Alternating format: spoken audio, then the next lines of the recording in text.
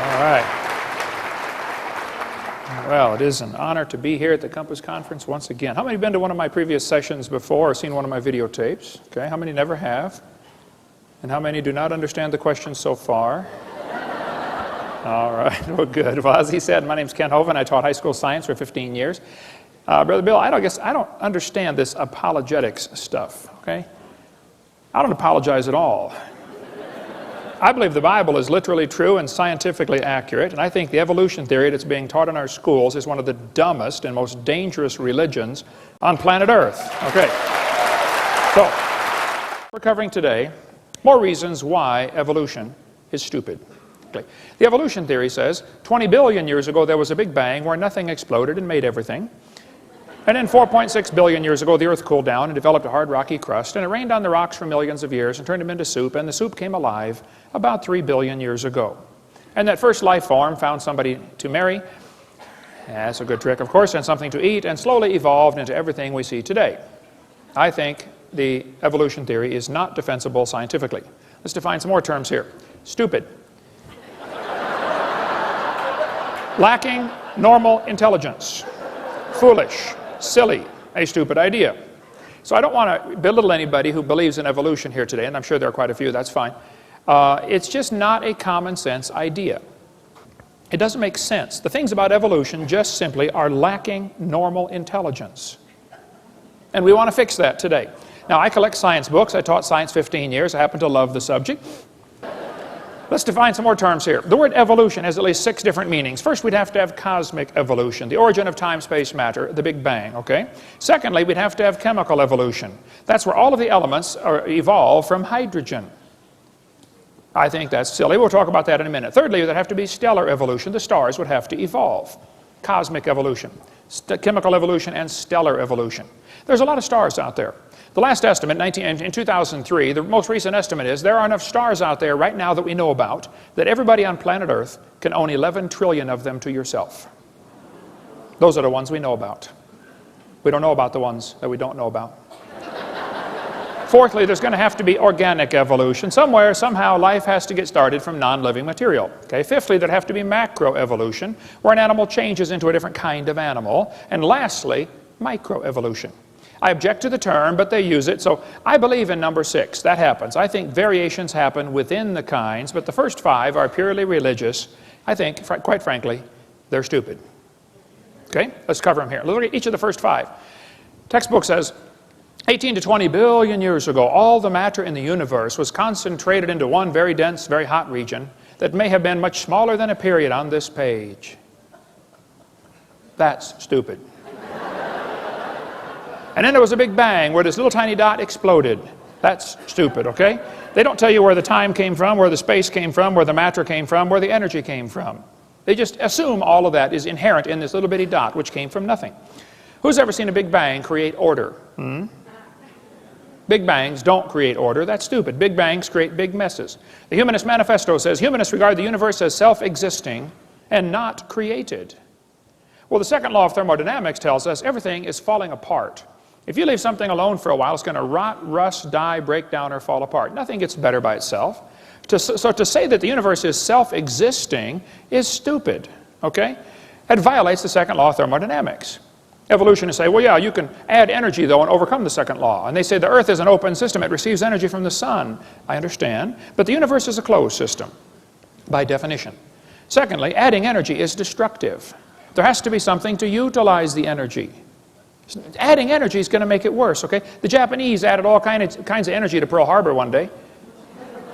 They didn't organize nothing for us.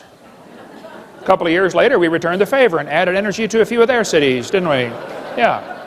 Adding energy is destructive. So the sun's energy is going to destroy the roof on your house. It'll destroy your entire house. The sun's energy will destroy the roof on your car. It'll destroy the paint job on your car. Adding energy is not the solution. You have to have intelligently directed and harnessed energy. So to say that you can overcome the second law by adding energy is stupid. It's just not that simple. Evolutionists assume that if you give enough time, things get better. That's silly, okay? You give things time, they get worse. Here's Sue at 20. Here she is at 90. Okay? They don't get better. Textbook says nothing really means nothing. That's stupid. Not only matter and energy would disappear, but also space and time. However, physicists theorize that from the state of nothingness, the universe began in a gigantic explosion. Yes, boys and girls, you see, one day, nothing exploded. And here we are. There's no kind way to say it, okay? That's stupid. That's lacking normal intelligence, all right? Here's Discover magazine a couple years ago. Where did everything come from? Boys and girls, the universe burst into something from absolutely nothing. Zero, nada. As it got bigger, it became filled with even more stuff that came from absolutely nowhere. That's real stupid. Yeah. The observable universe could have evolved from an infinitesimal region, this guy said. It's then tempting to go one step further and speculate that the entire universe evolved from literally nothing. It all came from a dot. That's stupid. I'm sorry, it just is, okay? So the Bible says, in the beginning, which is a reference to time, which, by the way, has three dimensions, past, present, future, a trinity, and you can't escape time. God created the heaven, that's space, which has three dimensions, length, width, height. You can't escape space. Where can you be where you're not in space or in time? You can't escape them. It permeates everything. And God created the earth. You know, matter comes in three dimensions, solid, liquid, gas. We have a trinity of trinities in 10 words. In the beginning, God created the heaven and the earth. Time, space, matter. All three have to come into existence at the same instant. If you had matter but had no space, where would you put it? If you had matter but had no time, when would you put it? You have to have all three simultaneously. People say, what did God do for millions of years before the creation? Well, your question assumes that God is stuck in time, space, matter. We are the ones stuck in time, space, matter. He's not stuck in those. See, if God was limited by time, He's not God. This is not 2004 in heaven. There is no time in heaven. And before the creation, there was no time. So once upon a time, there was a time when there was no time. Think about that one. Anyway. So when the textbook says nothing really means nothing, that's stupid, okay? It's just not common sense. None of these things can create themselves. Time, space, and matter cannot create themselves. They have to have an outside force, like an all-wise, all-powerful, almighty, infinite God to create those things. Then the textbook says this little tiny dot was spinning. It spun faster and faster. Yes, boys and girls, and one day it exploded. Big bang. Well, if you take a merry-go-round and put some kids on there, get the merry-go-round going clockwise as fast as it'll go, the kids go through distinct phases. In phase one, they're screaming at the football players. Come on, let's go, faster, faster. You get up around, 30 miles an hour. They go to phase two, where they stop screaming. Then you get going faster, and you get around 60 miles an hour, they start screaming again. But now they're screaming, stop, stop, please, slow down. When you get up around 100 miles an hour, you enter phase four, where the kids begin to fly off the merry-go-round. Now, when the kid flies off, you notice something interesting. As the kid is flying off the merry-go-round, if the merry-go-round is going clockwise, the kid, even after he leaves, is spinning clockwise until he encounters resistance, like a tree or telephone pole. That's because of a law known as the conservation of angular momentum. A spinning object that breaks apart will send all the fragments off spinning in the same direction. And people say, well, what if they collide? They can't collide. The longer you wait, the further apart they get. It's like spokes on a wheel. They're getting farther apart. If a hand grenade explodes, can the fragments ever hit each other out in the field someplace? No, it doesn't happen, okay? Conservation of angular momentum says spinning objects break apart and the fragments fly the same direction, spin the same direction. So when they tell you that it all came from a spinning dot, it's silly. It violates common sense laws. 2 planets, Venus and Uranus, are spinning backwards. 8 of the 91 known moons are spinning backwards. 3 planets have moons going both directions at the same time. Some whole galaxies are spinning backwards. CNN, goofy galaxy spins wrong direction. The Big Bang Theory is stupid, okay? In the beginning, God created the heaven and the earth. So when they tell you it spun faster and faster and one day it exploded, that's simply stupid, okay? That's not the way it happened. So we have cosmic evolution, which I think is silly. Then we have, the textbook says, as the earth formed, the surface was hot and there were large pools of bubbling lava. Was the earth ever a hot molten mass like the textbook says? The Bible says the Spirit of God moved on the face of the waters. The Bible says God created it cold, not hot. See, everything about the evolution theory is backwards to the Bible. Don't try to compromise those two, okay? It's like trying to ride 2 horses going different directions, same time, okay?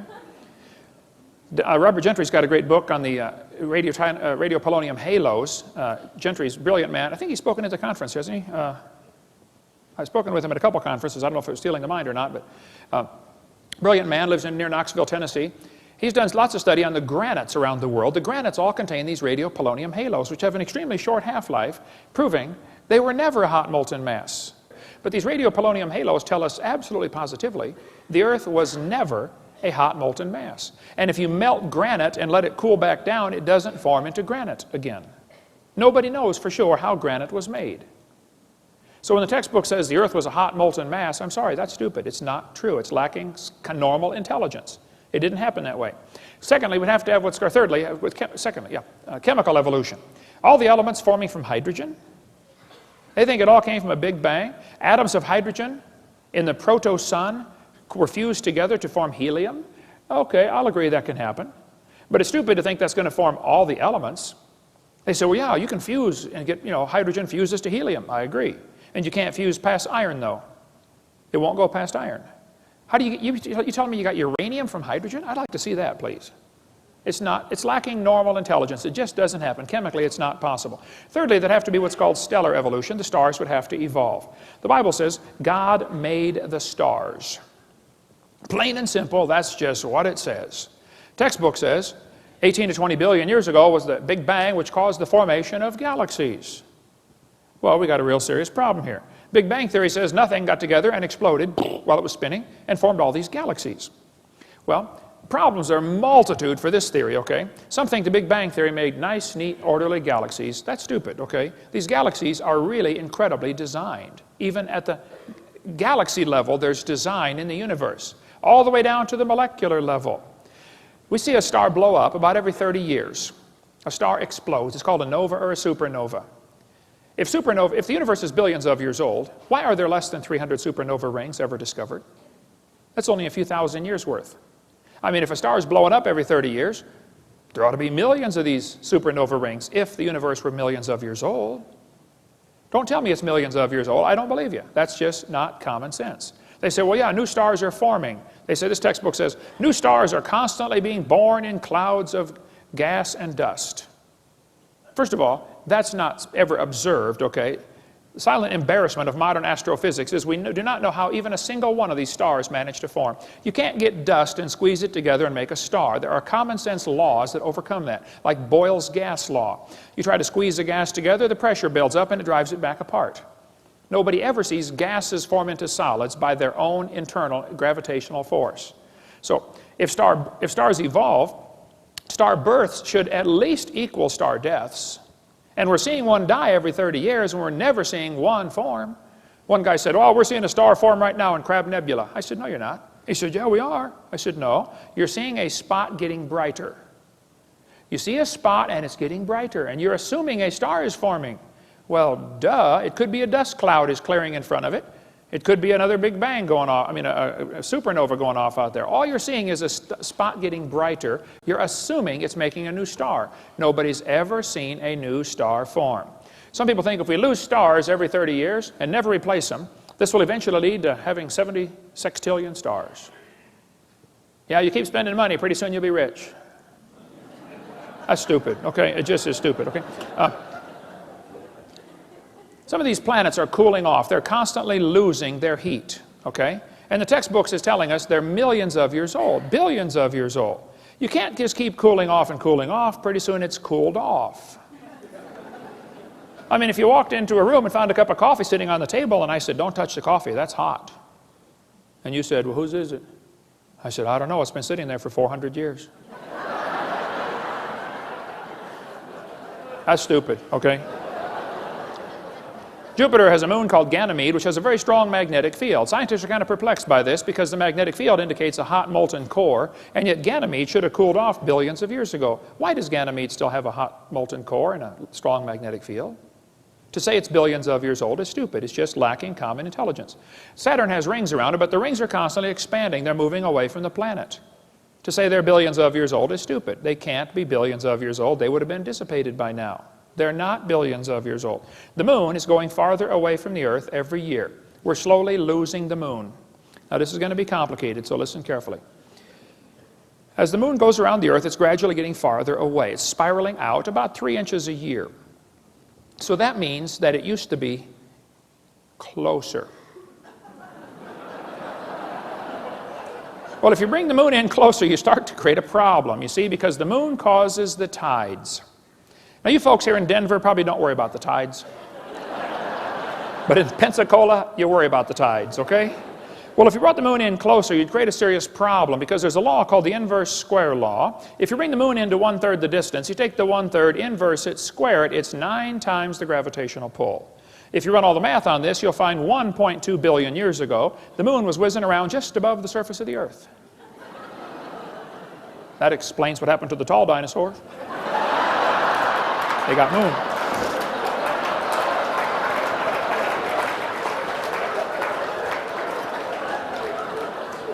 So, to teach us the moon is billions of years old while it's constantly moving away and nobody knows of any factors that would reverse that situation, that's just stupid, okay? It can't be true.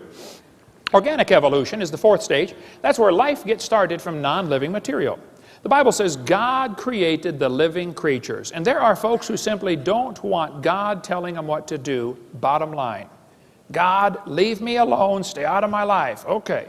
So they got to figure out a way how life got here without involving a supernatural intelligence creating it. The Bible says God created it. This textbook says the history of life on earth began approximately 3.5 billion years ago. How this occurred and has been and will continue to be a topic for inquiry. Let me give you the Hovind translation. It's okay to inquire how life evolved. It is not okay to inquire whether it evolved. That's stupid. Is this education or indoctrination? Hey kids, we know life evolved. Now you got to try to figure out how it happened. How about if we even question, did it evolve? Oh no, you can't question that. You cannot question that. We know it evolved. Now just figure out how it happened. That's not education. That's indoctrination. Urey and Miller in the 1950s wanted to know how the Earth and solar system had come to be. At the bottom it says, he never proved how life originated. He did add evidence to the theory that life could have started by itself. Life started by itself. That's stupid, okay? Life cannot start by itself. This textbook says, swirling in the waters of the oceans is a bubbling broth of complex chemicals. Progress from a complex chemical soup to a living organism is very slow. That's stupid. Can you believe they cut down a tree to print that book? Where's Al Gore when you need him? Yeah. Here we have 4 major magazines and news media, Scientific American, CNN, New Scientist. They're all saying life sprang from clay. Yes, a piece of clay created life. Well, that's stupid. And I think God could take clay and create life, okay? But the clay can't create life from itself. Major difference here, okay? Textbook says, students are taught that life evolved from non-living materials, like this one. Many important events occurred during the Archean era, the most important of which was the evolution of life. Progress from complex molecules to even the simplest living organism was a very long process. Yes, boys and girls, you see, long ago and far away. They hide it in antiquity. Well, if you just imagine, you go back far enough, it happened. Oh, yeah, it must have. This one says, between 4 and 3.8 billion years ago, living cells emerged. There's no record of the event. That's stupid, okay? The first self-replicating systems must have emerged in this organic soup. Yep, we all came from soup. Now that's stupid. I'm sorry, it just lacks common sense. Ernst Haeckel said, he knew that spontaneous generation must be true, not because it had been proven in the laboratory, but because otherwise it would be necessary to believe in a creator. Ah, now we're getting to the truth. Well, I'm sorry, Ernst. That's a stupid way to look at life, okay? Have scientists really produced life in the laboratory? Well, they want you to think they have. What they did, they took a series of glass tubes and beakers and flasks and hooked them all together and made 4 gases go through there. Methane, ammonia, water vapor, and hydrogen. Notice, there's no oxygen. They didn't want oxygen in there. They excluded oxygen. They said, well, maybe the early Earth had what's called a reducing atmosphere. No oxygen present. Well, and then they said, at the bottom of the flask, it collected stuff that was rich in amino acids. That's stupid. It was not rich in amino acids by a long shot. What they did, they took 4 gases, excluding oxygen, Major problem, because they had to leave oxygen out, because if anything tried to get together, it would oxidize. You know, you cut a banana open, lay it on the table, it turns brown, it oxidizes. You don't paint your car, it rusts, it oxidizes. So he took oxygen out. The problem is, you got to have oxygen. See, ozone is made from oxygen, and ozone blocks UV light. So if you take away the oxygen, now the UV light destroys your ammonia, and that's one of the other gases you're trying to use. So you cannot get life to evolve without oxygen, and you cannot get life to evolve with oxygen. And the Earth has always had oxygen. All the experiments are showing that there's no proof of this reducing atmosphere. There's far more oxygen in the past than anybody ever imagined. We find in general no evidence that the Earth had an oxygen-free atmosphere. That's what all the scientific experiments have shown. So life cannot evolve with oxygen. Life cannot evolve without oxygen. And yet they're teaching us life evolved from non-living matter. I'm sorry, that's just stupid. It had to be designed, created by a really smart designer. This textbook says there was 0% oxygen on the Earth, but the rocks absorbed it. That's stupid. They filtered out the product in this experiment. Miller and Urey in their experiments had the stuff going through this series of tubes, and when it got to the bottom, they drained it off because they didn't want it to go through the electric spark chamber again because the spark would tear it apart. They said it's like 100,000 times more likely to destroy it than it was to create it.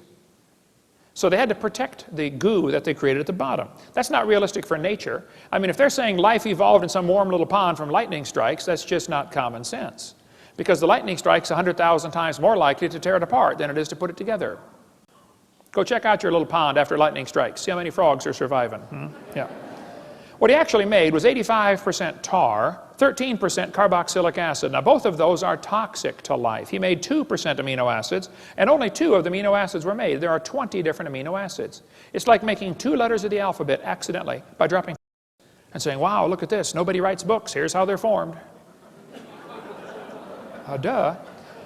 These amino acids bond with tar and acid much more quickly than with each other. Amino acids are like letters of the alphabet. They're building blocks to make words, and you got to have words to make paragraphs and paragraphs to make books. What he actually made in the experiment was the equivalent of a couple of letters. 2 of the letters. And half of them were backwards. Now you really got a problem. Because the smallest proteins have 70 to 100 of these amino acids in precise order, and they're all left-handed. What's the chances of dropping toothpicks out of an airplane and creating letters on the ground, 70 letters in a row, all facing the right way, all spelled correctly, just to make one paragraph? The chances are 0. It's not going to happen. Now, if you believe it will, that's great. I admire your faith, but don't call it science. And don't make me pay to put that in the schools like it's part of science. Okay, you go start yourself a private school and teach that junk to anybody that wants to pay and come learn it. This is America, the land of the free and the home of the slave, so, or whatever. So, now DNA and RNA are all right-handed molecules, and hundreds of these have to combine in the right order, and they unbond in water much faster than they bond. And as far as I'm concerned, folks, the oceans are completely full of water. Brownian motion is going to drive them apart. It is not common sense to say scientists have made life in the laboratory. It's just stupid. They haven't even come close. I was in a debate one time, and this one student in the Q&A time said, Hovind, what are you going to say if scientists ever make life in the laboratory? What are you going to say then? I said, well, first of all, I would like to point out they're a long ways from it. They're nowhere close to creating life. They can't even get just a couple of these amino acids to combine. Can't even make a protein. He said, well, you're right. I said, now to answer your question, I guess I'd have to say, if a bunch of intelligent scientists get together and create life in the laboratory, that would prove it takes intelligence to make life. Which is what I've been saying all along.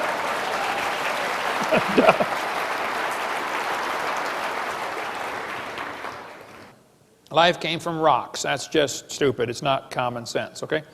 Macroevolution tells us that it can change from one kind of animal into another. Textbook says, yes, boys and girls, bacteria slowly evolved to humans. This one says, all the animals have a common ancestor, early reptile. That's just stupid, okay? Nobody's ever seen a dog produce a non-dog, all right? Even Mary Leakey said those trees of life with their branches of our ancestors is a lot of nonsense. Stephen Gould at Harvard University said, the evolutionary trees that adorn our textbooks are not the evidence of fossils. We don't have any proof of these trees at all. They make it up. They say the mammals and the birds and the crocodiles have a common ancestor. Everything inside that circle is just pure religious speculation. They're guessing. Nobody's ever seen a dog produce a non-dog. You may get a big dog or a little dog, but you get a dog every time. This Irish textbook calls it divergent evolution. Oh, come on, look at it. You got 5 dogs coming from a wolf. Don't give it a fancy name. It's still a dog, okay? That's not evolution. That's stupid to say that's evolution. It's a variety of dog. This Mexican textbook says the horse and the zebra have a common ancestor. I agree. And it looked like a horse. 4-wheel drive, genuine leather upholstery. I mean, all the standard equipment, okay? There's a lot of kinds of cows in the world, probably 15 different major varieties of cows, and they might have had a common ancestor. A cow. There's a magazine where you can order chickens. Okay, boys and girls, let's order some chickens. Do you want to get cinnamon queens, red rocks, white rocks, cherry eggers, brown leghorns, golden comets? But then the magazine says, jungle fowl are the original bird from which all varieties and strains of domesticated chickens are derived. Did you know all the chickens had a common ancestor? It was a chicken. Some say, well, that's evolution. No, I'm sorry, that's stupid, okay? It's a variety of chicken. Right. There are 8 kinds of bears in the world, and they might have had a common ancestor. A bear. So to take these observations we see, like dogs and wolves having a common ancestor, and saying that is a conclusion that we all have a common ancestor, I'm sorry, that's just stupid. It lacks common intelligence, right? Textbook says the horse evolved from a 4-toed horse. What they don't tell you about this is the first one had 18 pairs of ribs. It's a meat-eating animal still alive today in East Africa and Turkey. Okay? It's about smaller than a fox. It's not a horse. It's not even related. Okay? The next one had 15 pairs of ribs. The next one has 19. They just picked these animals and arranged them in order. Okay? The horse evolution series is stupid. It's never observed today. There's a huge variety of horses today. We got big horses and little horses right now. And the horse evolution series was proven wrong in 1950. Even G.G. Simpson, who believed very strongly in evolution, says, look, folks, it's not true. It's wrong. Take this out of the textbooks. It never happened in nature. But they still keep this in the textbooks. And they know it hasn't held up to examination, but they don't have any replacement evidence. Othniel Marsh made up this entire horse evolution idea in 1874. He made it up. He picked animals from all over the world. Modern horses are found in layers with the so-called ancient horses. The ancient horse, the Hyracotherum, is not even a horse. It's just like a hyrax, still alive today in Turkey and East Africa. The ribs, we can go all day about the difference between horses and the hyrax, okay? Tulsa Zoo finally took down their display because 2,000 people signed a petition saying, get this lie out of our zoo. They took it down for 6 months and then put it back up when nobody was watching. Peabody Museum still has the horse evolution on display. Now, it's only been proven wrong for 55 years. I know it takes a while to get displays up to date in your museum. But 55 years is long enough in my book, okay? Leaving that thing in the zoo is stupid. Or in a university, it's not true. I was in a debate one time, and this one professor, I was going through lies in the textbooks. I said, get that out of the textbooks. It's not true. He said, well, fine. He said, well, what are you going to replace all this stuff with? Now that's stupid. I said, are you telling me we can't take a lie out of the textbooks unless we got a replacement? What you're trying to say is, folks, we want the kids to believe this theory. We've got to give them some evidence, and this is all we've got, and you're taking away our evidence. Now you got to find some more. Look, I didn't pick the dumb theory to begin with, okay? I don't believe it. Pick a new theory. That's the way science works. If you don't have any evidence for your theory, you get a new theory. The problem is, all the evidence for evolution has been proven wrong, but they don't want to take it out because there's no replacement. I'm not trying to get evolution out of the textbooks. I just want the lies out of the textbooks. Evolution will automatically go with it because there's nothing left to support it. The Bible says God formed the eye. Eyeballs are unbelievably complex. Charlie Darwin said, to suppose that the eye could have been formed by natural selection, absurd. And then he goes for 4 chapters after that and says how he thinks it happened anyway. The back of your eyeball is 1 square inch, called the retina. It contains 137 million light-sensitive cells, all wired to the brain. Now, my daddy started me off when I was about 7 building a ham radio. I've done a lot of electrical wiring in my life, built 9 houses. I've done all kinds of electrical wiring. My dad was an electrical engineer at Caterpillar Tractor Company. I cannot imagine hooking up 137 million connections in 1 square inch. My Heavenly Father did it. He's pretty smart. I debated a guy named Ed Buckner, who's an atheist in Buffalo, New York. He said the human eye is an example of poor design. I said, why would you say that, Ed? He said, well, the eye is wired backwards. I said, what do you mean? He said, well, the blood vessels are in front of the retina. I said, yes, I know that. I taught biology and anatomy. He said, well, the octopus has a much better eye because their blood vessels are behind the retina. I said, well, Ed, let me explain something to you. We live in the air. Okay? Air is a very poor insulator for UV light. Okay? So your eyeball has the blood vessels in front of the retina because that's your body's last defense against ultraviolet light. Now, octopus live in the water. Okay? Now, water blocks UV light. See, we have eyes designed for living in air, and they have eyes designed for living in water. Now, if you want to swap eyes with an octopus, you just enjoy yourself, but that's stupid, okay? You're going to be blind in a few weeks, all right? What they're trying to say is, well, God wouldn't do it this way, so it must have evolved. That's a silly argument for evolution. They're trying to say poor design is proof of evolution. Porsche made a car one year. It was just a poor design. You could not get the spark plugs out without taking the motor mounts loose and lifting the motor up. That's a poor design. So does that prove nobody designed the Porsche? No. And they look at the human body today and think we are poor design. I say, first of all, fellas, you need to stop and consider something. What you're looking at right here is a copy off of a copy, off of a copy, off of a copy, off of a copy, off of a copy, off of a copy, off of a copy, off of a copy of Adam. This same gene code's been copied so many times, it's amazing we can stand here and talk about it, okay? You're not looking at the original by a long shot, okay? This one is a poor example of the original. Getting worse, too, by the way, much poor example. It's stupid to say that poor design is evidence for evolution. The eyeball is so complex, you can walk into a room and look around the room, and in 1 second, your eye picks up enough information to keep the Cray computer busy for 100 years analyzing everything you picked up. Fastest computer in the world. This textbook says the complex structure of the human eye may be the product of millions of years of evolution. That's stupid. The eyeball had to be designed. This textbook shows the kids a reptile eye and a bird eye. And it says, boys and girls, right here, you must picture or imagine how evolution happened. Yeah, we can line up these eyes. Can't you just imagine how one changed to the other? No. The first debate I ever did, they called me up from University of West Florida. I'd just been in Pensacola for 6 months, and I've been writing letters to the editor about the evolution in the newspaper there. And boy, I stirred up a hornet's nest. I do that everywhere I go. Anyway, the university called me up and said, hey, would you like to come debate one of our professors? I had never had a debate in my life except with my wife, and I lost those every time. How many know what I'm talking about? Come on, get your hand up, you coward. Put your hand up.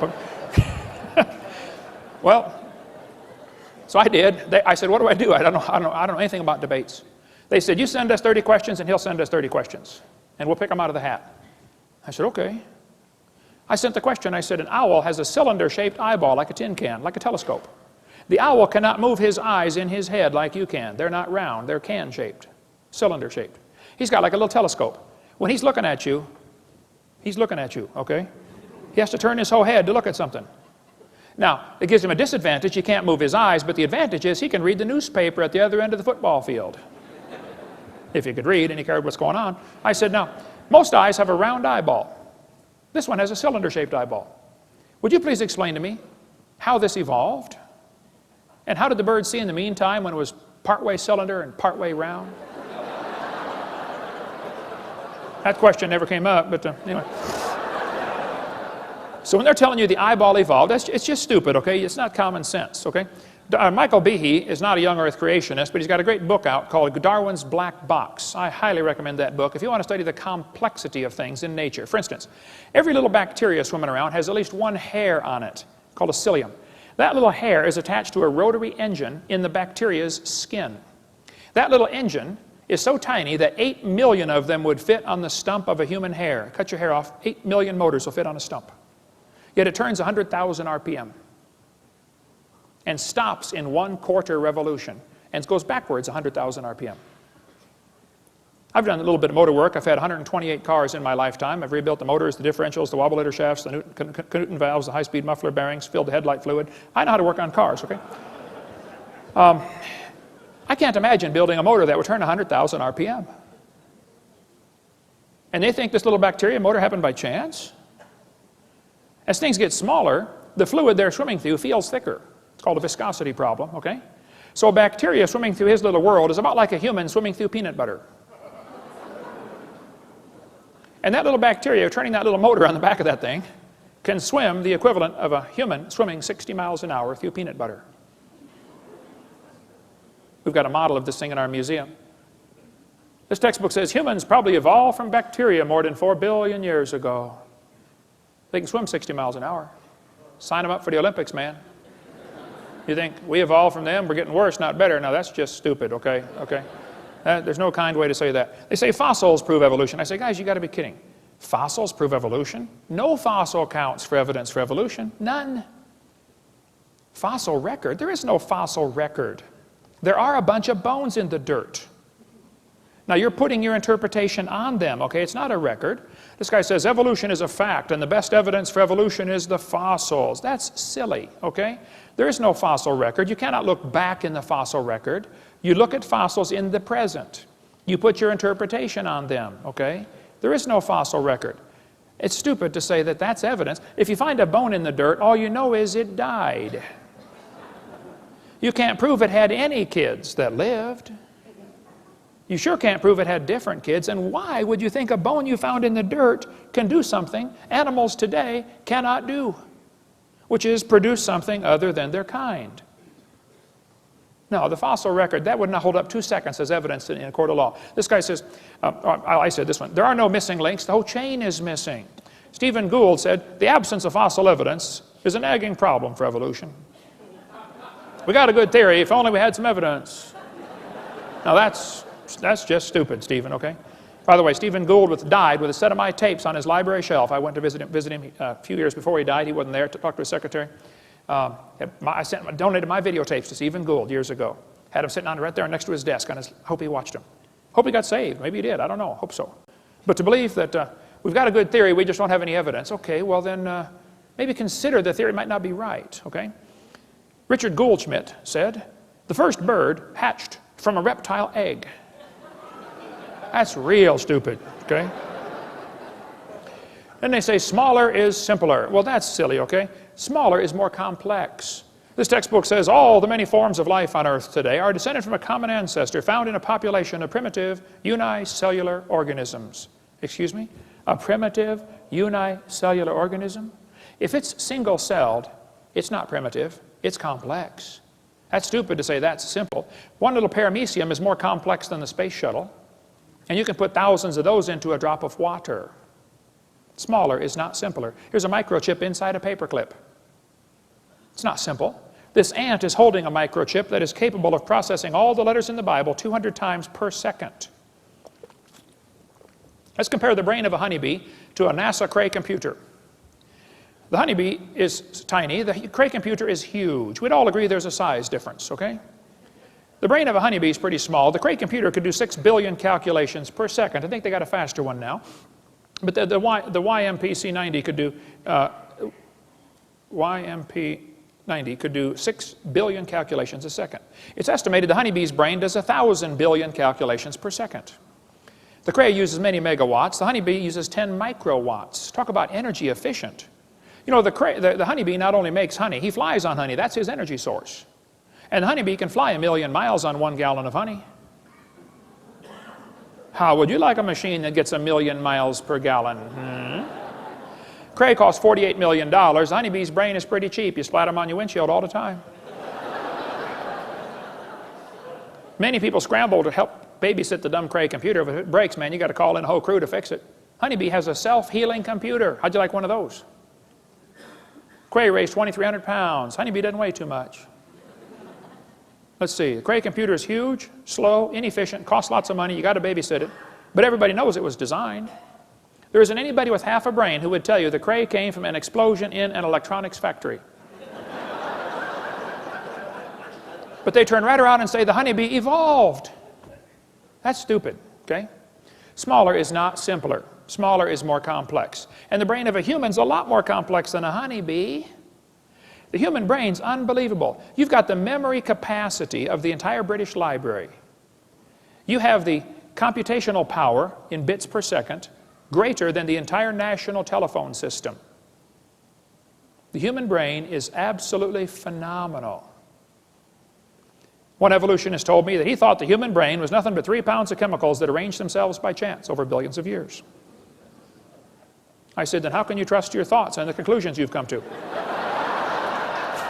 That's stupid, okay? Maybe, never mind. DNA proves evolution. Yes, boys and girls, we have evidence from molecular biology. Percentage of DNA sequences is talked about here. It says Darwin speculated all forms of life are related. This speculation has been verified. You think DNA has verified Darwin's theory? That's stupid. DNA is unbelievably complex. The DNA molecule in your body, the deoxyribonucleic acid, is the most complex molecule in the universe. If you took it and unwound it and unwound it and unwound it and unwound it and unwound it, if you could ever get the thing untangled, it'd be about 7 feet long. And it'd be like a twisted ladder. Each half of the ladder is called the genes. That thing splits all the way down the middle, recombines when you make a new baby, and it gets all back together, winds itself all back up. Unbelievably complex. The average person has 50 trillion cells in their body. The DNA from if your entire body's DNA would only fill 2 tablespoons. But if you tied them all together, it would reach from Earth to the moon and back.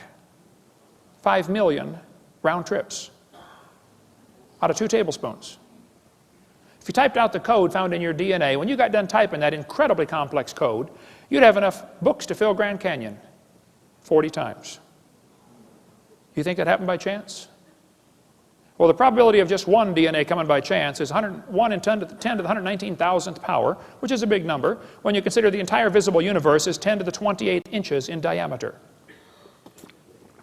DNA happened by chance? I'm sorry, that's stupid. Now, you might not like the idea of there being a creator because that means you might have to answer to that creator someday. Okay, well, I can't help you then. I did a debate at Embry-Riddle University a couple months ago, 3 against 1, 3 professors against me. It was a slaughter. Those poor guys, I felt so sorry for them. Oh, man. The next day, the student who organized the debate said, would you guys like to do that again? I said, no. After the debate, we had a Q&A time, and one of the kids said, I believe evolution's a fact. I said, well, let me ask you a question, son. Suppose, just suppose, creation was true. Suppose I'm right. Suppose there is a creator. And he owns this place. I mean, he made it, he owns it. Just suppose, okay? And he makes the rules. I said, would that change your lifestyle any? He said, what do you mean? I said, well, suppose the Creator gave us a book like the Bible that says, thou shalt not commit adultery. Don't lie, don't cheat, don't steal, no lust, no fornication, no pornography. Is this going to change your lifestyle any? He said, yeah. I said, well, then tell me, have you accepted the evolution theory because you really have some evidence? Or because you like the freedom from God? He said, well, I've accepted it because I'm horny. I said, thank you, son. You may sit down. Folks, there is no scientific reason to reject the Bible. There is no scientific reason to accept the evolution theory. None. Now, you might have a reason to accept the evolution theory because of your lifestyle. Well, then I can't help you. Okay? But let me tell you, God created the heaven and the earth. God's going to come back and be the judge of this world one of these days. And if you haven't trusted Jesus Christ, His Son, to forgive you of your sins, you're in serious trouble. You're going to stand before God in trouble. You say, well, I'm a pretty good person. Oh, yeah? You ever lied? How many have ever told a lie? Put your hand up. You're doing another one. Okay. Bible says, 10 Commandments, thou shalt not steal. How many ever stole something? Come on, you already told me you're a liar. Put your hand up, okay? Well, that's just 2. We already know we're all a bunch of lying thieves, okay? You think... People say, well, God's going to judge my good works against my bad. Who on earth told you that? Go to the judge and say, Judge, I only murdered 1 person. Look at all the people I didn't murder. Surely my good works outweigh my bad. You better think that one through. And God will say, okay, I won't send you to hell for your good works. I'll send you there for the bad ones. Okay? How about it? What if you died today? We're going to cover in the next session a bunch more reasons why evolution is stupid, and it is. But I think Satan is using this theory to blind people, to give them a placebo. Oh, I've got an answer to life. I know how we got here, and God didn't do it. It's absolutely a stupid idea. And Satan's laughing at you for believing in it. And I got it probably, as Bill said he wanted 100 more reasons why evolution is stupid. I started going through that thinking, I don't think I can trim it down to 100. There are thousands of reasons why it's stupid. It just lacks normal intelligence. You know, it's common sense to look at something, when you find something designed, if I find a cell phone in the dirt, it's logical to say, somebody must have designed this. I don't have to see the designer. It's just logical, there must have been a designer, period, okay? When you're walking through the woods and you find a painting hanging on the tree, it's just logical to say, you know, somebody painted it, even if you can't have any evidence of who did it. The painting is proof of the painter. The creation is proof of the creator. And if you're here today and you're not saved, the Bible says you're going to hell. You say, I don't believe in hell. You can go to hell without believing in it. That won't affect God at all, okay? If you're not saved, that's why we do this. Our ministry is called Creation Science Evangelism. We stand without apology. The Bible's true. And we want to use the evidence for science and creation to evangelize. If you're here and you're not saved, I want to talk to you. I'm not going to call you stupid to your face. But evolution is a good idea. Now, if you believe it, wise up, okay? Quit believing that stuff. We'll be glad to show you how to get saved after the meeting. Thank you so much. It's an honor to be back here again, teaching on more reasons why evolution is stupid. We probably could do a series, Bill, of 20 hours on this topic. But we only got one more hour, so we'll get done as quick as we can here. Why evolution is stupid. We left off in the last session talking about DNA, deoxyribonucleic acid, the most complex molecule in the universe. To say that formed by chance is just plain stupid. But let's suppose it did. Chromosomes are the most complex molecule there is, and penicillin only have 2 of these chromosomes, these DNA strands. So they must have evolved first, and then slowly over millions of years, they got some more chromosomes and turned into a fruit fly. They have 8. Very slowly over millions of years, they developed more chromosomes and became a tomato, or possibly a housefly. They're twins. It's very tough to tell the difference between these two. And then slowly evolved into a pea, and then over millions of years it became a bee. Now there you can see the similarity. Pea, bee, very similar, okay? And slowly over millions of years we had triplets. Either the possum, the redwood tree, or the kidney bean came first, I'm not sure. Tough to tell them apart, folks. They all have 22 chromosomes, you know. There's, let's see, possum, tree, kidney bean. Let's see, possum, kidney bean, evolution. Oh. And then slowly, over millions of years, we evolved enough chromosomes to be a human. Here we are with 46. If we can just get 2 more, we're going to be a tobacco plant. I know some already smell like it. Sometimes I'll get on the elevator and I'll say, man, you're evolving, you're way ahead of me. And maybe someday we'll have enough to be a carp. And it probably won't happen in my lifetime, but maybe star date 34, 95, 72, we'll have enough chromosomes to be a fern. Why don't they talk about the chromosome number as evidence for evolution? They tell the kids 20 kinds of amino acids, that's true, make up all the proteins.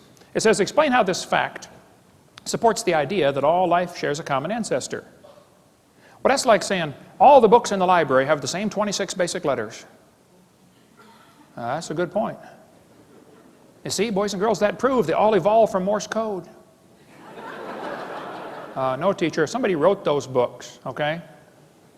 And that's just stupid to say that the fact that we all have 20 amino acids is proof we're related. See, the reason God designed it where we all have the same basic amino acids that make up the proteins is so that the brown cow can eat the green grass and give the white milk, and I can drink it and get the blonde hair. See, if we didn't have all the same basic building blocks, we could only eat each other. Think about it. Well, let's talk about evolution. I believe the hamster evolved first. They only live about 2 years. And then slowly, this is based on longevity now, slowly evolved into a cat and then a canary. They're very similar. You can see the lifespan. And then a dog and a chimpanzee. They're slow. You know, this is the real order of evolution. Humans are near the top. Turtles actually live slightly longer than humans, so they're probably the most evolved species on Earth. Or maybe we should arrange animals in order based upon their top speed.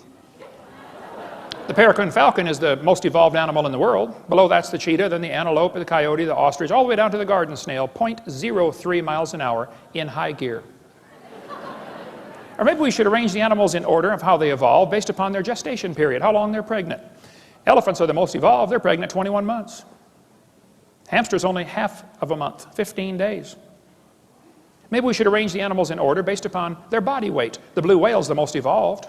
The shrew at 1/4 ounce, the least evolved animal. I mean, they just make up these charts to say how we evolved. They say the humans and the orangutans are 96% similar in their DNA. And that proves a common ancestor 15 million years ago. Well, now hold on a minute. Barney Maddox was the leading genome researcher on the DNA project. He said, folks, the difference between the human and his nearest relative, the chimpanzee, is at least 1.6%. He said that doesn't sound like much, but calculated out, that's a gap of 48 million nucleotides, and a change of only 3 nucleotides is fatal to an animal. There is no possibility of change. They used to think we were 98.4% similar. They've now discovered it's actually 5% difference. So there are hundreds of millions of differences between humans and chimpanzees. His nearest relative, the chimpanzee, that's stupid, okay? Now, some of my ancestors swung by their necks, no question, but none of them swung by their tails, okay? Now, arranging animals in some kind of fictitious order doesn't prove anything. All they're doing is doing this on paper. Even if they find them in order, it wouldn't prove anything. I mean, if I get buried on top of a hamster, does that prove he's my grandpa? Even order of burial wouldn't prove anything. But I've been doing research on the evolution of the fork. I've put together fragmentary evidence for a long time. I believe over millions of years, probably the spoons evolved. It's quite obvious, you can see the difference there. And I believe the knife evolved to the spoon and then slowly became a 4-tine fork. And if you break one off, it's a threek. And if you break another one off, it's a took and then a wonk, okay? But I felt like I knew I had it right, but I felt like I had a missing link. I found it one day flying to Connecticut on US Air, the missing link. So the evolution of silverware is becoming very complete. Yeah. A lot of mutants didn't survive. When people found out I was researching the fork and evolution, they sent me all kinds of frauds. I mean, people are trying to get famous, okay?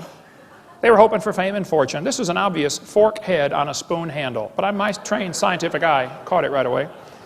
That was a fraud. Of course, a lot of variations of races appeared along the way. Look, you can turn a cat to a cot to a dot to a dog, changing one letter at a time. You can play around with this for a while and turn yourself into a fool if you're not careful. Yeah. Now they tell the kids dinosaurs turned to birds. The Bible says the birds are made on the 5th day, reptiles made on the 6th day. Did you know everything about the evolution theory is backwards to the Bible? Every single thing is backwards. The Bible says man brought death into the world. Evolution says death brought man into the world. The Bible says God created man. Evolution says man created God. It could not be more opposite. This guy says, dinosaurs are alive as birds, scientist says. Oh, wow, scientist says. Well, that's proof of something, isn't it? That's stupid, okay? Dinosaurs are not alive as birds, okay? Textbook says birds are the descendants of dinosaurs. Yeah, all you got to do is put a few feathers on them and give them a shove, man. It's not that hard. Man. They say Archaeopteryx is proof of evolution. Archaeopteryx is the missing link. Yes, boys and girls, there it is, the missing link. Archaeopteryx is a bird. A 100% bird, a perching bird. Now, textbook says bird feathers evolved from scales that protected the dinosaurs. You think feathers evolved from scales? That's stupid, okay? Feathers are incredibly complex. Scales are folds in the skin. They attach to the skin differently. They develop from different genes on the chromosome. They're both made out of keratin, and that's where the similarity stops. Feathers did not evolve from scales. There's no similarity at all. I like to show this to evolutionists. This is, as far as I know, the world's largest rock group. And I'll say, now guys, do you think there's any chance that George Washington's face could have appeared on the rock, just by chance? Do you think the wind could have done that with abrasion or exfoliation or thermal expansion of the rock or erosion? I mean, what caused his face to appear on the rock? They'll say, well, that was designed by a guy named Borglum and he built it. I say, right. Now I'll say, guys, do you think that George Washington himself, the real person, happened by chance? They'll say, oh yeah. I said, wait a minute, you don't think his face could appear on a rock by chance, but you do think his entire complex anatomy with 50 trillion cells and probably 20 redundant interlocking systems happened by chance. Are you dumb in any other area? Had to be designed, man. They tell the kids in the textbooks, plants adapted to their environment. Yes, gills are an adaptation to living in water.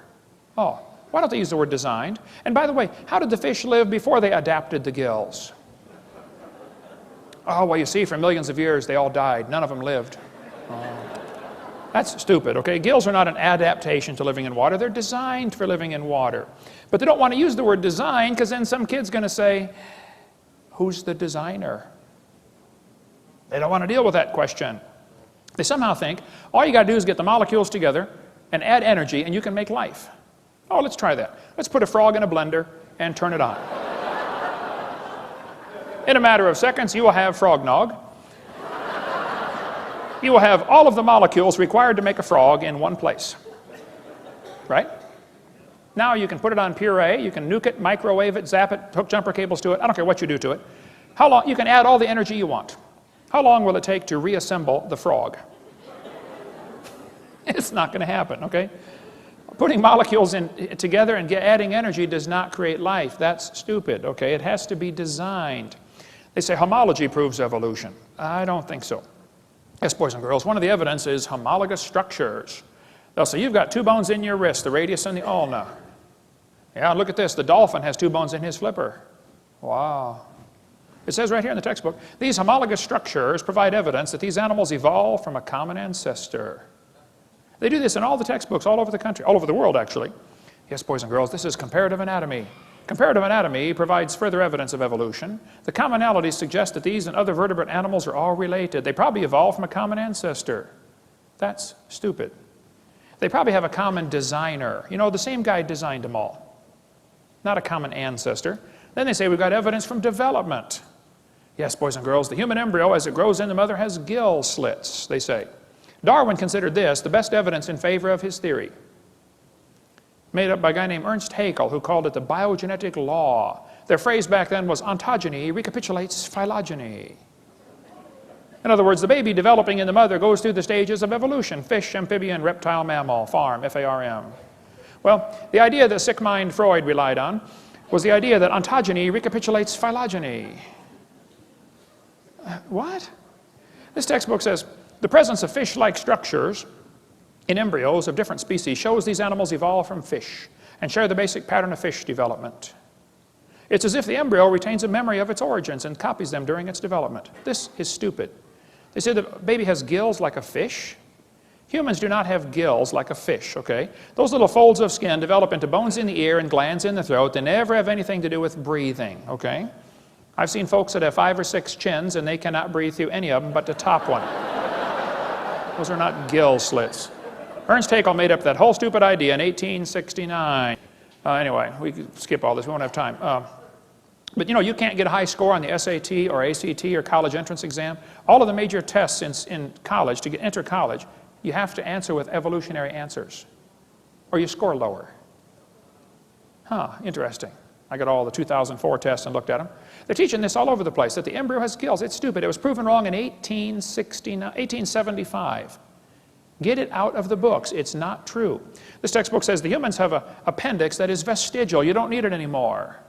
That's stupid. You need your appendix. It's part of your immune system, okay? If your appendix is taken out, you're going to have a serious problem. Now, sometimes you have to take it out. I understand, okay? It beats dying. But the appendix is required to activate killer B cells in your immune system, just like the thyroid activates killer T cells. If you take your appendix out, you got a much better chance of getting quite a few diseases. It's not vestigial. Just because you can live without it, so what? You can live without both your legs and both your arms and both your eyes and both your ears also. Doesn't prove you don't need it. This textbook says the whale has a vestigial pelvis. Yes, boys and girls, the whales have a vestigial pelvis and leg bone that serve no purpose. Just imagine whales walking around. It's true. Well, these are the bones they're talking about right there. Just imagine the whale walking around. Almost all whales have these. You know, I have tried to imagine them walking around, and I can't. It says the whale's pelvis is evidence of its evolution from 4-legged land-dwelling mammals. That's stupid. Those little bones are anchor points that special muscles attach to that allow the whales to reproduce. Without those special muscles and those special bones, you don't get any more baby whales. We've got in our museum in Florida a 15.5-foot python snake skin. If you look at the south end of that snake skin, it's got two little claws attached to little tiny bones that go up inside the snake's body. Come down and see it, Pensacola, Florida. Textbook says these are rudimentary hind legs of a python snake. Reduced hind legs. That's stupid. Those little claws are used in mating. Okay, the snake doesn't have any arms, all right? And he can't talk and say, scoot over, honey. This has nothing whatsoever to do with walking on land, all right? It has to do with getting baby snakes. That's stupid, okay? Get that out of the book. The textbook says humans have a tailbone that is of no apparent use. That's stupid. I was in a debate one time and this atheist said, Hovind, I got proof for evolution. Humans have a tailbone they don't need anymore. I said, Mr. Patterson, I taught biology and anatomy. I happen to know there are 9 little muscles that attach to the tailbone, without which you cannot perform some valuable functions. I won't tell you what they all are, but trust me, you need those muscles. I said, now, I said, Mr. Patterson, if you believe the tailbone is vestigial, I, Kent Hovind, will pay to have yours removed. Bend over.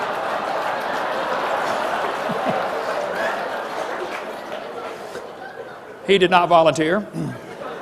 Textbook says the coccyx is a small bone at the end of the human vertebral column. It has no present function and is thought to be the remainder of bones that once occupied the long tail of a tree-living ancestor. This is what your kids are being taught in school, folks.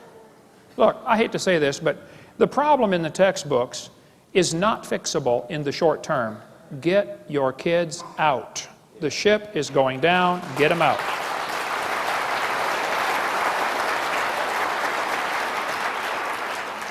The tailbone is not, you say, I can't afford it. Well, sell the car and get a bike, okay? Sell the house and get a tent, okay? But get them out. Okay. Tailbone is not vestigial. This one says the Colorado River, over millions of years, the Colorado River carved the Grand Canyon from solid rock. Colorado River cut through layer upon layer of rock over millions of years. Well, these two, you guys know what snow lines are here in Denver. The red lines indicate the snow line. There's a ridge in between those lines. The river enters on the far right and flows downhill 270 miles and comes out the other side through the Grand Canyon. If you do a schematic view, it looks like this. The river is 2,800-foot elevation when it enters the canyon. The ground goes up as high as nearly 8,000 feet, 8,500 feet above sea level. A couple things to consider about this. The top of the canyon is higher than the bottom. The river only runs through the bottom. The top is higher than where the river enters the canyon by 4,000 feet. Rivers don't flow uphill. There is no delta. Nobody knows where the mud is that washed out of there. That river did not make that canyon. Grand Canyon's a washed out spillway from a couple of big lakes. So when the textbook says the Colorado River carved it over millions of years, that's stupid. Unless they got a river that flows uphill, doesn't work. Textbook says, boys and girls, the layers of rock are different ages. This one's 70 million years old. They say the layers of rock are different ages. Now hold on a minute. All over the world, petrified trees are found standing up connecting these rock layers. If you get petrified trees standing up connecting a bunch of rock layers, I don't think it's logical to say the layers are different ages. How long does a dead tree stand up around here in Denver before it falls over? You know, 4 or 5 years? No, these layers are not different ages. It's just not possible. That's stupid. Okay, the layers all formed during the flood in the days of Noah. All over the world are bent rock layers. It's pretty hard to bend rock like that. They say the layers are different ages, and yet they're all bent with no fracture marks in the layers. I mean, if one layer was deposited on top of another one, the bottom was going to be hard eventually before the other one. And here we are seeing these twisted, bent rock layers all over the place, and they're trying to tell us the layers are different ages. Well, maybe by a few weeks or months or minutes during a flood. But to say the layers are different ages when there are no internal fracture marks is just plain stupid. They're not different layers. They all formed in the flood in the days of Noah. They got bent while they were soft. This guy says the rocks date the fossils, but the fossils date the rocks more accurately. That's stupid.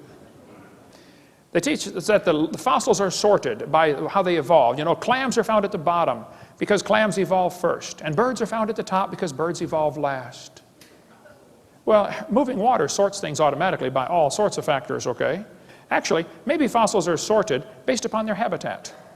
You know, it could be the clams are found at the bottom because they're already at the bottom when the flood starts. You know, that's where they live. Maybe they're sorted based upon intelligence. As far as anybody can figure out, clams aren't too bright. Maybe they're sorted based upon mobility. Did you know clams can't run very fast? Maybe they're sorted based upon body density. Maybe it's a combination of all those. Don't tell me they're sorted by evolutionary process. That's stupid. They look at erosion marks like Bryce Canyon and say, oh yeah, it took millions of years. See all that erosion? Wow, millions of years of erosion. Oh, wait a minute. That's a pile of dirt in my backyard. Here's millions of years of erosion along a highway built a few months ago. Ancient seabed. Look at all the, buttes sticking up there and pillars and columns. Oh, millions and millions of years of erosion. All you got to do is fly out west and look out the window of the airplane once in a while, and you'll see huge erosion marks all over the place. The very simplest things could not evolve. There's an excellent, very simple book, so cute. We sell it in our ministry, called Exploding the Big Bang, Could a Box Evolve? Could just a cardboard box evolve? And there's a whole chapter explaining how cardboard boxes are made. Is it possible that a cardboard box could evolve? How about an ink pen? How about a paper clip? Just take some simple objects and shows how dumb it is to think that a human body could evolve. But the textbook says all the many forms of life on Earth today are descended from a common ancestor, found in a population of primitive unicellular organisms. We all evolved from a bacteria. That's stupid. The blue whale grows to 49 tons in 1 year. That's a growth rate of 30 billion times from what it started. If humans did that, you'd weigh a lot. Blue whales slowly tried to evolve this ability over millions of years. None of them survived, of course. They all died. Blue whale evolved from a bacteria. That's stupid, okay? The seahorse, the only fish that swims in the upright position, and the male hatches the eggs. Interesting. What did this evolve from? Who's its ancestor? This evolved from a bacteria? That's stupid, I think. Sperm whale can dive 10,000 feet, stay there for 2 hours underwater. You know the pressure at 10,000 feet is 620,000 pounds per square foot. As the sperm whale slowly tried to evolve this ability over millions of years, none of them survived, they all died. The sperm whale evolved from a bacteria? I'm sorry, folks, that's just stupid, okay? The platypus, what did it evolve from? It has hair, lays eggs, senses electrical signals in its prey's muscles. When the crawdads are trying to crawl away from this thing, the muscles contract. This thing can sense the muscle contraction in the crawdad. Bats, with their echolocation, can sense a moth and go pick it out of the air, but the moth can hear the echolocation and drop. How did the moth evolve that? How did the bat evolve the echolocation? The platypus evolved from bacteria? It's just stupid, okay? Bottlenose whale can dive 3,000 feet down in 2 minutes. Try that. Watch what happens to your eardrums. A human attempting this would have multiple medical problems and die almost instantly. This evolved from a bacteria? I'm sorry, that's stupid. Rhinoceros beetle can carry 850 times its own weight. That's like me carrying 17,000 pounds. What did this evolve from? Who's its ancestor? You think it evolved from a bacteria? I'm sorry, I think that's stupid. You can believe that if you want, but don't call it science, okay? The giraffe has a 2-foot heart that pumps blood up 10 feet. Then when it bends down to get a drink, it's got a special blood cushion to absorb the shock of all this pressure being pushed down to its brain. The giraffe is getting a drink. He hears a lion roar. He throws his head up in the air 17 feet and runs off. Go from 0 to 17 feet in about a quarter second, and you try to run off and see what happens.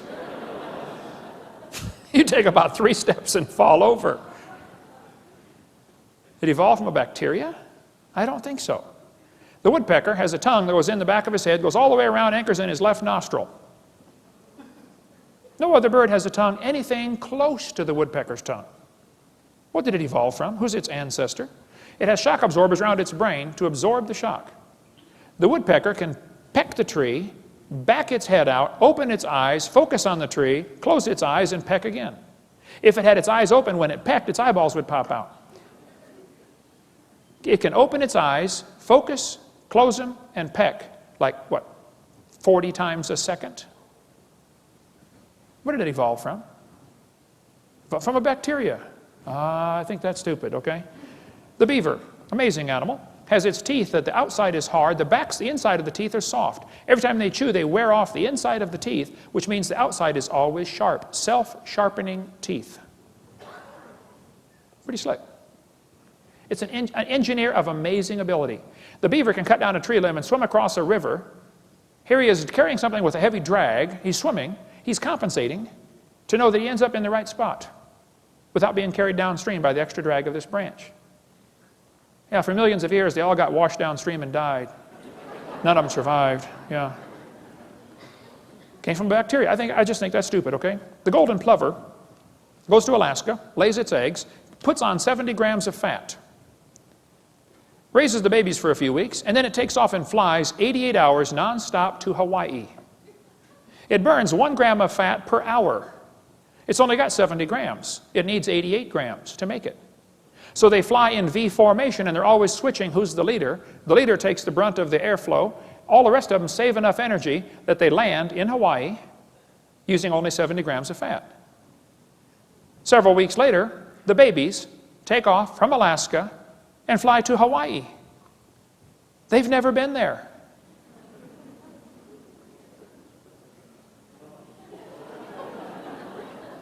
What did it evolve from? How did it make it? Evolved from a bacteria. I think it was designed. Dragonfly is the most amazing insect on the planet, I think. They have the best eyes of any insect. They have up to 30,000 eye lenses. They can see almost all directions. They can fly frontwards and backwards. They can fly 20 miles an hour. They spend a year to a year and a half, 2 years as a larva. Then they develop into adults. Just study the dragonfly. It'll blow your mind. Evolved from bacteria, I think that's stupid, okay? Then they talk about carbon dating as proof for evolution. Well, when they first invented it in 1949, the lower leg of a mammoth dated 15,000 years old, but the skin was 21,000. It's not working, okay? 1963, living mollusk shells dated 2,300 years old. Still not working.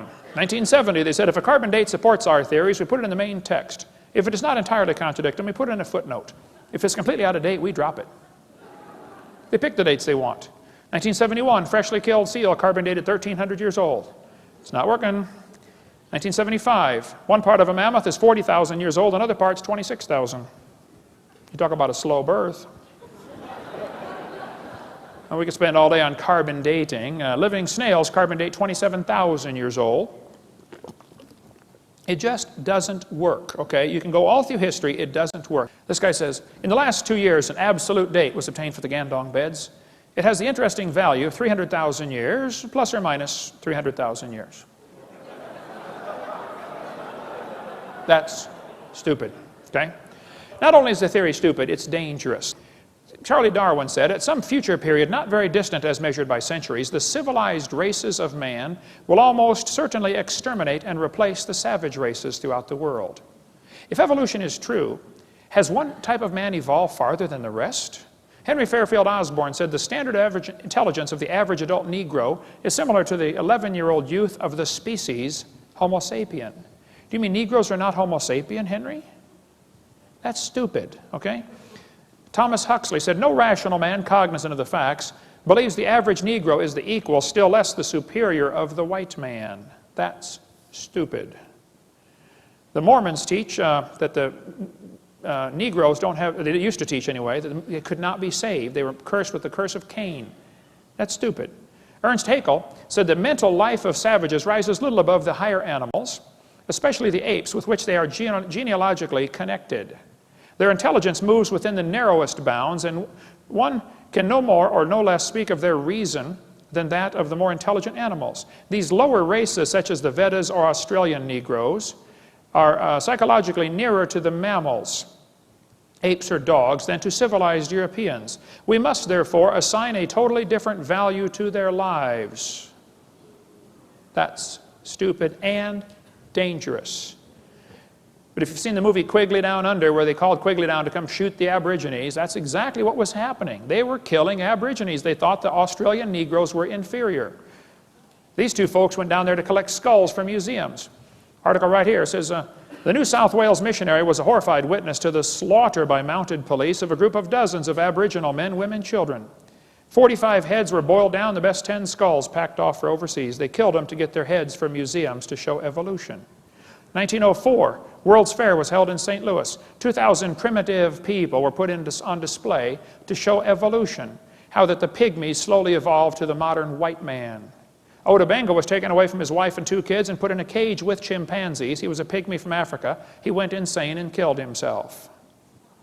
Theodore Roosevelt thought the Indians were an inferior species because he thought they hadn't evolved as far. You won't understand what happened to the Indians until you realize what happened with the evolution theory teaching this stuff, that some of the races are more important than others. Roosevelt said, "I wish the wrong people could be prevented entirely from breeding." He thought the Indians, the immigrants from Europe, Scotland, Ireland, or the Orient were a threat to American society because they were inferior. How many of you have ancestors from one of those places? See, you're inferior. Yeah. 1871, Congress scrapped all treaties with the Indians because they thought, they're just animals, that they hadn't evolved as far. You ought to read about the Trail of Tears. Of course, evolution came out way before 1859 with Darwin's book. Darwin just made it popular. It's stupid to teach that Indians or anybody else is inferior. Comrade Stalin went to a Christian school as a kid. He read Darwin's book and became an atheist. Darwin's book changed his life forever. Comrade Stalin killed between 60 and 100 million of his own people. You ought to read any of the books by Alexander Solzhenitsyn. Somebody gave me one once, said, "Well, Hovind, you got to read this book, The Gulag Archipelago." I said, "Man, this thing's 900 pages. He said, "Well, just read the first 5. I said, "Okay." 3 days later, I finally got to go to bed. I said, "Man, that was an awesome book." I couldn't put it down. It's stupid to say that somebody's inferior because of their skin color or something else. During World War II, the Germans overran Poland from one side, the Russians overran them from the other side. They captured all the Polish officers and executed them. The Russians finally admitted this, that 14,700 Polish officers were executed at one forest. They put hoods over their head and shot them in the back of the head because they thought they were Poles, they were inferior. That's stupid and dangerous. Pol Pot, the leader of Cambodia, the Khmer Rouge, killed a third of his entire population because he thought he was trying to speed up the process of evolution. That's stupid. Read about the killing fields or Khmer Rouge, what happened over there. When Mao Zedong took over China, they killed 60 million people when he took over China. He wanted to speed up the evolution process. It's stupid, folks. Adolf Hitler's mind was captivated by evolutionary thinking, probably since he was a boy. Evolutionary ideas lie at the basis of all that is worst in Mein Kampf. Hitler thought the Jews were criminals because they were breathing air and drinking water and eating food that belonged to the blonde-haired, blue-eyed Aryans. He said, "Nature does not desire the mating of weaker with stronger individuals, even less does she desire the blending of a higher with a lower race." Adolf Hitler's book, Mein Kampf, talks about racial crossing all over the place. Higher races. Who's a higher race, Adolf? Hitler thought the blonde-haired, blue-eyed Norwegians were close to pure Aryan. Did you get all that? The blonde-haired, blue-eyed Norwegian. Vorden started till i dag. Ja, sure. Hey there, fella. Ufta. And he thought the Germans were mostly Aryan. The Mediterraneans are slightly Aryan. The Slavics are half Aryan, half ape. Orientals are slightly ape. Black Africans are mostly ape. And Jews are close to pure ape. That's the list Hitler was working off of. He hated the Jews. He also hated the blacks. Olympics were held in 1936 in Germany. Jesse Owens, the black American athlete, won the most gold medals. Hitler said, "It's not right to make my men race against this animal." Well, Hitler, that's stupid. He's as much a man as you are, probably more. Textbook says you're an animal. Kids, don't you buy that for a second. That's stupid. You're not an animal. I've seen some look like it, okay? I've seen some act like it. You're not just an animal. You're made in God's image. You're going to answer to God one of these days for everything you've ever said or thought or done. Arthur Keith said, "Evolution is unproved and unprovable. We believe it because the only alternative is special creation, and that is unthinkable." We don't want to believe this theory. Well, that's a stupid reason to go to hell, because you don't like the theory of that God might have made the world. Julian Huxley said, "I suppose the reason we leapt at the origin of species was the idea of God interfered with our sexual mores." That's stupid. The Bible says they did not like to retain God in their knowledge. God gave them over to a reprobate mind to do things which are not convenient. That's dangerous. Can you imagine if God gave up on you? Wow. Maybe you're here today. Somebody dragged you here and said, "Oh, you got to come to this meeting. I want you to come." And you believe you came from a rock 4.6 billion years ago because that's what you've been taught in school. God is not willing that any should perish. But to accept the idea that you came from a rock and to reject the idea that God created this world, it is stupid, okay? I'm sorry. There's no kind way to say it. The Bible says God cannot lie. He promised, whosoever shall call upon the name of the Lord shall be saved. Now that's smart. That's the deal of the century, the deal of a lifetime. God says, here, I'll take all your sins, throw them as far as east is from the west, and I'll give you my righteousness on your account. On account of you don't have any. That's what I did 36 years ago. I said, Lord, I'm a sinner. He said, you can say that again. I said, Lord, I deserve to go to hell. He said, you can say that again too. I said, but Lord, I want you to save me. I want you to forgive me based on what Jesus did. Wow, He did. He'll do the same for you.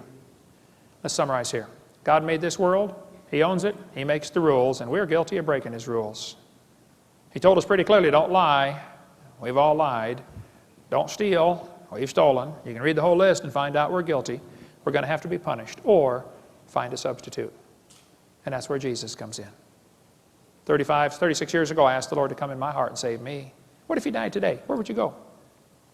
If you're not sure you're saved, you ought to think about it. You're going to be dead for a long time.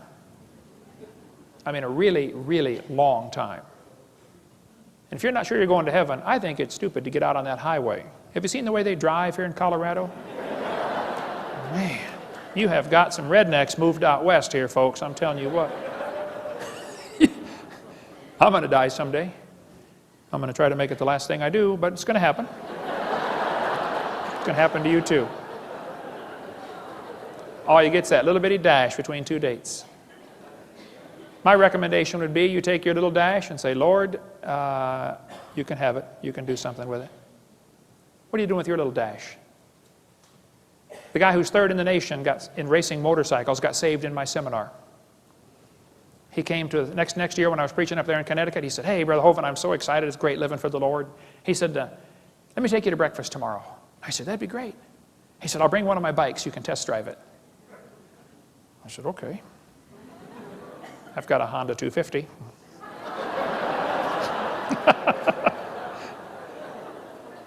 He brought his Honda 900 that had been blueprinted and stroked and bored and balanced, and I'm not sure what all they did to it. But it was not your normal Honda 900. He said, try it out, Brother Hovind. I said, okay. I took it off in first gear. Oh, just about broke my neck. I hit second gear. I was just about to drop it into third when I glanced down and realized I am going 90 miles an hour in second gear. It has 6 gears.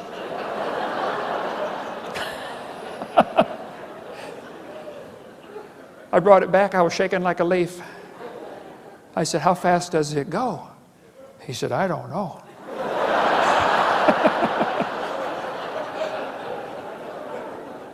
But guess what he wants?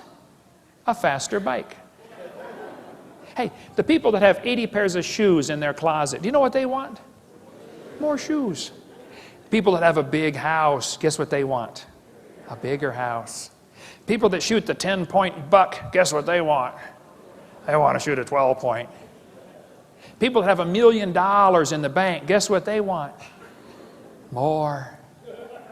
It takes us a whole lifetime to figure out things here aren't going to satisfy. They just aren't. I'll tell you one thing I found that satisfies. Give your little dash to Jesus. Say, do something with this. You can have it. One little boy came to Jesus one day and said, Jesus, you look like you're hungry. You've been out here preaching all day. You can have my sack lunch. I ain't got much. I only got five biscuits and 2 fish sticks. Jesus said, well, son, I can have the whole thing. He said, yeah. He said, well, son, sit down right there. Watch this. Jesus fed 5,000 men, plus women, plus children out of that one little boy's lunch, including that little boy. That's pretty cool. He could have kept his lunch and fed himself. But he decided to give it away. And he still fed himself. And 20,000 more people. Plus brought home 12 baskets full of fragments. You just can't beat a deal like that. Now, You can save your little life and use it for yourself if you want. That's your prerogative. I don't care what you do. You can work hard and make a bunch of money and die rich. Okay. You're going to die either way. Or you can give your little dash to Jesus. Say, Lord, would you do something with this? Some of you need to start a ministry. I'll tell you what, Denver needs a creation museum.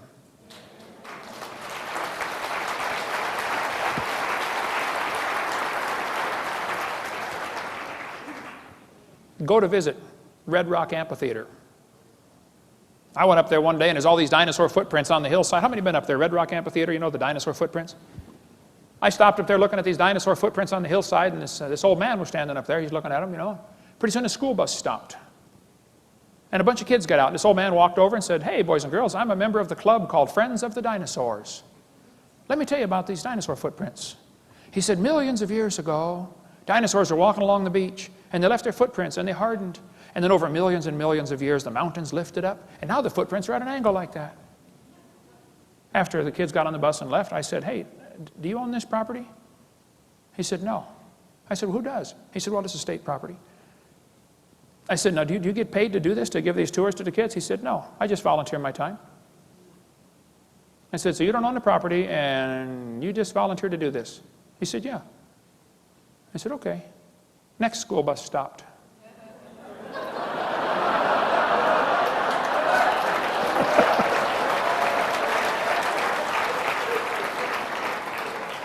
I was a little younger and could run a little faster. I got there first.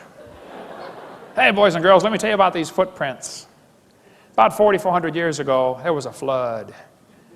The whole world was in panic. Noah had all the critters safe on the ark, but the rest of the world, it was disaster. And some dinosaurs were running, trying to get away from the flood. And these footprints got covered up with mud and preserved. And then during the last part of the flood, the Bible says in Psalm 104, the mountains arose, the valleys sank down, the water rushed off. And these mountains formed about 4,400 years ago in the flood.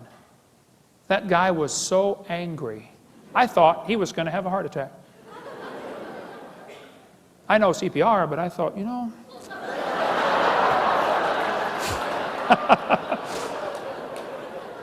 If you're a Christian, what on earth are you doing for heaven's sake?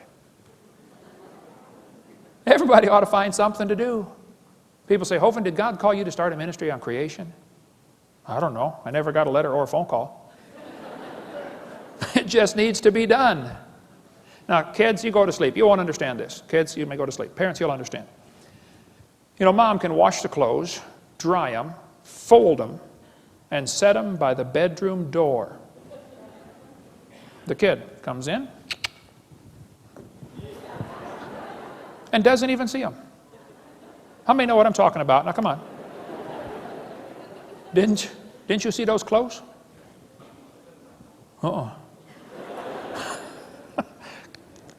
I think God's up in heaven looking down at some of his kids, maybe some in this room. Can't you find something to do for my kingdom? You know, witness to somebody. Give them a gospel tract. You say, oh, I don't want to drive them off. What are you going to drive them off to? Hell number 2?